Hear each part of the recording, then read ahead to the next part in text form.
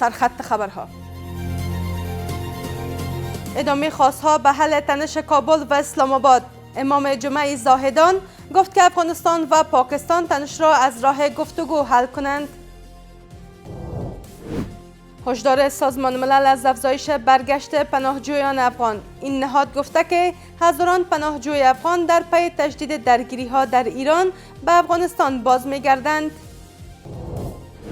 و تهدید تازه ترامپ علیه ایران. او هشدار داد که اگر تا 48 ساعت تنگه هرمز بازگشایی نشود، به زیرساخت‌های سوخت و انرژی حمله می‌کنند.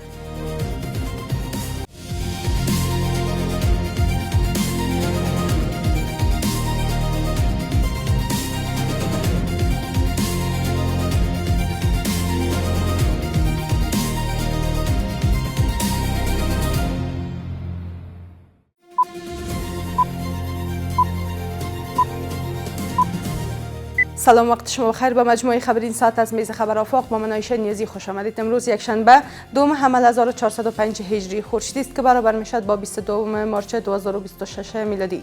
مشروع خبرها. در ادامه میانجیگری ها میان کابل و اسلام آباد، امام جمعه اهل سنت زاهدان از امارت اسلامی و پاکستان خواسته که تنش های خود را از راه گفتگو حل کنند. او تاکید کرده که افغانستان و پاکستان دارای پیوندهای تاریخی و دینی هستند و نباید اجازه داده شود دیگران برای منافع خود امارت اسلامی و پاکستان را تحریک کنند. این در حالی است که به گفته مسئولان محلی کنر، نیروهای پاکستانی در 3 روز گذشته با نقض آتش بس بیش از 100 راکت به چندین ولسوالی این ولایت شلیک کردند. شرافت زمان سخنگوی وزارت صحت عامه اعلام کرد که هنوز ده‌ها جسد در تبدیلی موجود است که هنوز هویتشان مشخص نشده است. آقای زمان از خانواده‌های قربانیان خواست برای شناسایی بستگانشان به تبدیلی کابل مراجعه کنند. کمیسیون عالی سازمان ملل در امور پناهندگان اعلام کرده که در پی تجدید درگیری‌ها در ایران، هزاران پناهجوی افغان در حال بازگشت به افغانستان هستند. این سازمان با نشر گزارش گفته که برای بسیاری از خانواده‌ها این بازگشت یک چرخه دیگری از آوارگی محسوب می شود.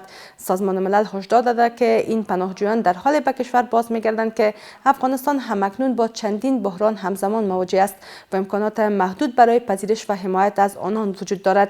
این سازمان تاکید کرده که پناهجویان بازگشته به شدت به حمایت فوری انسانی و خدمات اساسی نیاز دارند تا بتوانند دوباره زندگی خود را بازسازی کنند.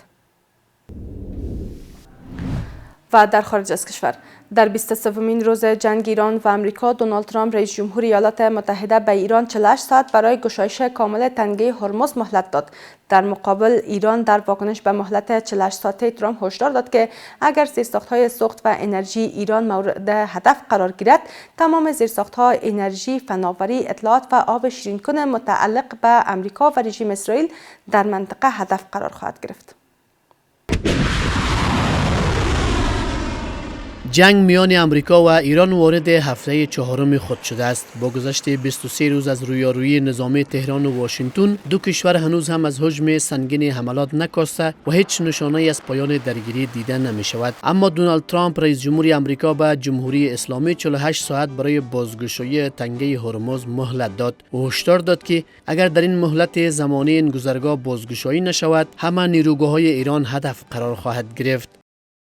اگر ایران تنگه هرمز را از این لحظه تا 48 ساعت به طور کامل باز نکند، ایالات متحده امریکا همه نیروگاه‌های ایران را هدف قرار خواهد داد. امریکا این اقدام را با هدف قرار دادن بزرگترین نیروگاه آغاز خواهد کرد. در مقابل ایران به مهلت 48 ساعته ترامپ در مورد بازگشایی تنگه هرمز واکنش نشان داد. سخنگوی قرارگاه مرکزی خاتم الانبیا هشدار داد که اگر زیرساخت‌های سوخت و انرژی ایران هدف قرار گیرد، تمام زیرساخت‌های انرژی متعلق به امریکا و رژیم اسرائیل در منطقه هدف قرار خواهند گرفت. اگر زیرساخت‌های سوخت و انرژی ایران هدف قرار گیرد، کلیه زیرساخت‌های انرژی، فناوری، اطلاعات و آب شیرین‌کن متعلق به امریکا و رژیم در منطقه هدف قرار خواهد گرفت. در همین پیوند، روسیه از متحدان کلیدی تهران در منطقه بار دیگر نسبت به اقدامات امریکا و اسرائیل علیه ایران واکنش تند نشان داد. سرگئی لاوروف وزیر خارجه روسیه هشدار داد که اقدامات امریکا و اسرائیل در خاور میانه خودسرانه است و عواقب وخیمی دارد. پیامدهای وخیم اقدامات آمریکا و اسرائیل در خاورمیانه برای مدت طولانی ادامه خواهد داشت. برخورد با خاورمیانه بر اساس اصل اقدام خودسرانه غیر قابل قبول است و هرگز موفق نخواهد شد. این در حالی است که به باور آگاهان روابط بین الملل تشدید تنش‌ها در منطقه با نگرانی‌های فزاینده در مورد تهدید کشتیرانی بین المللی در تنگه هرمز که تقریباً 1/5 نفت جهان از آن عبور می‌کند همزمان شده است و در صورت گسترش درگیری احتمال بی‌ثباتی بازار و افزایش قیمت انرژی را در پی خواهد داشت. سپاسگزاری میکنم از همراهی شما. تا این دم به همین ترتیب رسیدیم به پایان مجموعه خبری این ساعت از میز خبر آفاق. تا دیدار بعد، خدا نگهدار.